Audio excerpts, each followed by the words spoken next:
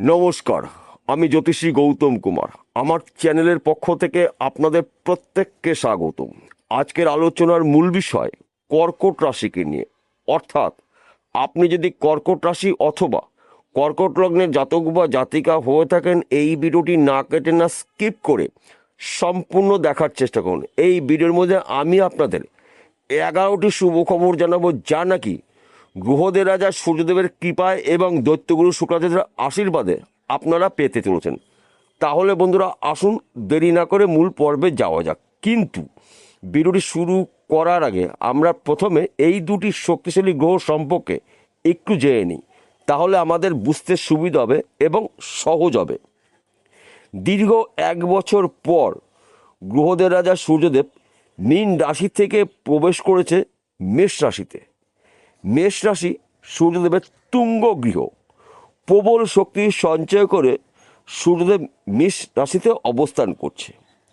কর্কট রাশির সাপেক্ষে দশম ঘরে শুক্র তুঙ্গ অবস্থায় রয়েছে। দশম ঘরকে মানা হয় কর্মের ঘর, কেরিয়ারের ঘর, সম্পদের ঘর।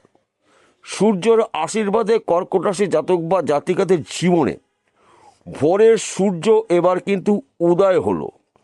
তার পাশাপাশি কর্কট রাশির সাপেক্ষে একাদশ ঘরে অবস্থান করছে সুখের কারগ্রহ শুক্র।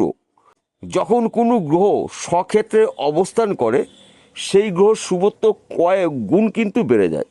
শুক্রকে মানায় সুখের কারগ্রহ, ঐশ্বর্যের কারগ্রহ, ধন সম্পদের কারগ্রহ শুক্র।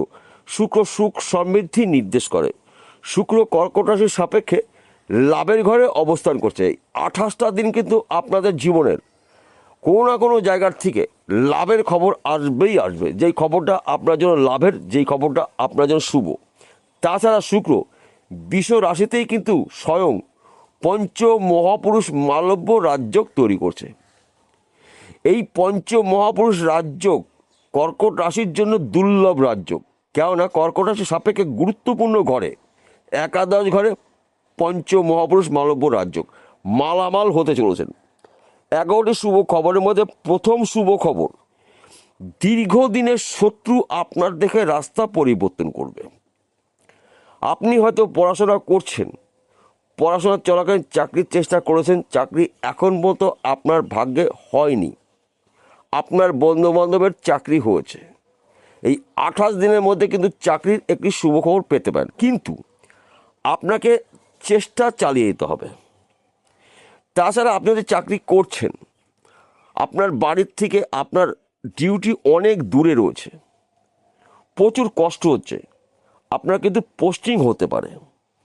কেননা সূর্য রয়েছে আপনার রাশির দশম ঘরে। তাই সূর্যর কৃপা কিন্তু আপনি নিশ্চিত পেতে পারেন। হয়তো আপনি ব্যবসা করবেন, কোন ব্যবসা করবেন, কার সঙ্গে করবেন, কিসের ব্যবসা করবেন, সিদ্ধান্ত নিতে পারছেন না। আগামী কাল থেকে 28 দিনের মধ্যে কিন্তু আপনি ব্যবসার সিদ্ধান্ত নিতে পারেন। সময় কিন্তু আপনার গোল্ডেন শুরু হলো।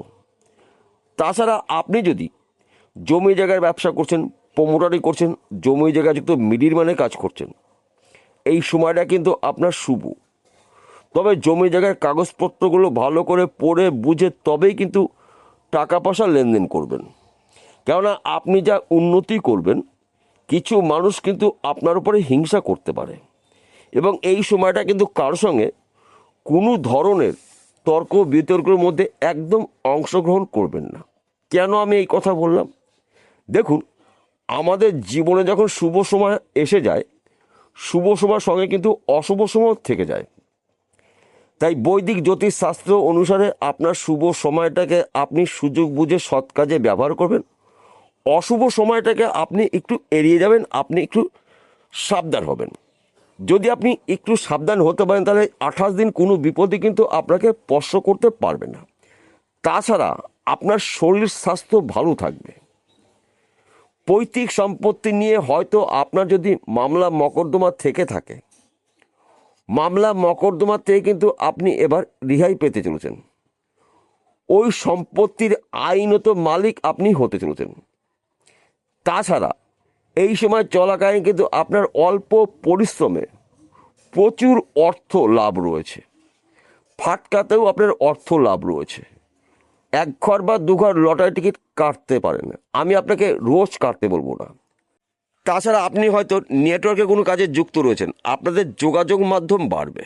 যেই যোগাযোগগুলো কিছুটা হলেও আপনার ঘাটতি ছিল বিগত দিনে, কিংবা আপনারা হয়তো অনলাইনে কোনো কাজে যুক্ত রয়েছেন, মার্কেটিং করছেন, শেয়ার বাজারে লগ্নি করছেন, বেটিং করছেন, অথবা আপনি দীর্ঘদিন ধরে লটারি টিকিট বিক্রি করছেন।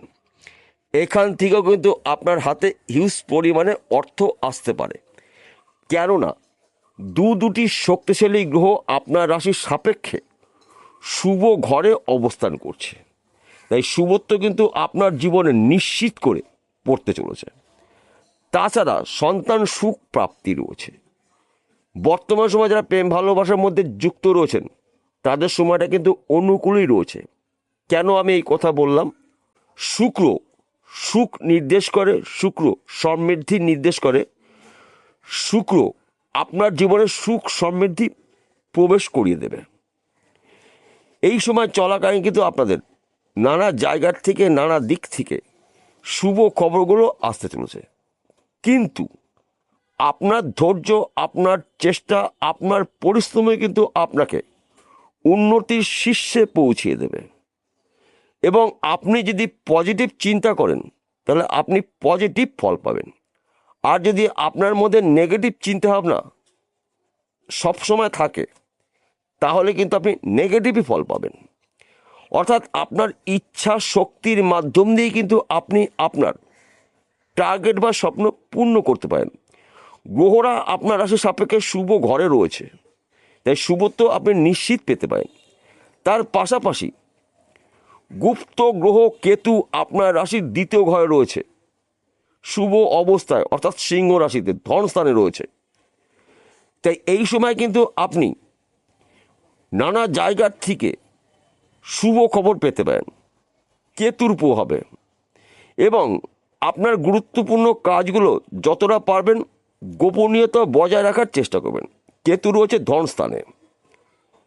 আয় উন্নতি কিন্তু আপনার এই 28 দিনের মধ্যে চোখে পড়ার মতন বাড়বে, যা নাকি সম্পূর্ণ বলে শেষ করা যাবে না। সবার শেষে একটি কথা বলছি, প্রত্যেকটা ভিডিওতে বলি, আজকেও বলবো আপনাদের ভালোর জন্য, আপনারা যেন বিষয়টা খুব সহজে বুঝতে পারেন। দেখুন, আজকের আলোচনা কিন্তু রাশিভিত্তিক আলোচনা। কর্কট রাশি, কর্কট লগ্নে জাতক বা জাতিকারা পৃথিবীতে কোটি কোটি রয়েছে, সবার জন্য কিন্তু একই ফলাফল আশা করা যাবে না। কেন একই ফলাফল আশা করা যাবে না? আসল তথ্য, আসল রহস্য লুকিয়ে রয়েছে আপনার ব্যক্তিগত জন্মকুণ্ডলিতে।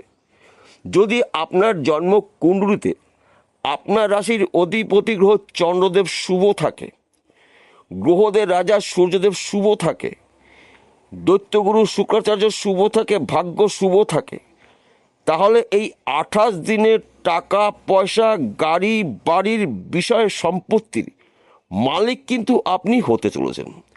আর যদি আপনার জন্মকুণ্ডলিতে আপনার রাশির অধিপতি চন্দ্রদেব অশুভ রয়েছে, অথবা গ্রহদের রাজা সূর্যদেব পাপযুক্ত রয়েছে, কিংবা সুখের কারগ্রহ শুক্র পাপযুক্ত রয়েছে, তিনটি গ্রহই যে অশুভ থাকবে এমনটি নয়। তিনটি গ্রহের মধ্যে যেই গ্রহটা অশুভ অবস্থায় রয়েছে সেই গ্রহটার প্রতিকার প্রতিবিধান করে নেবেন জ্যোতিষী পরামর্শ মেনে বা শুনে।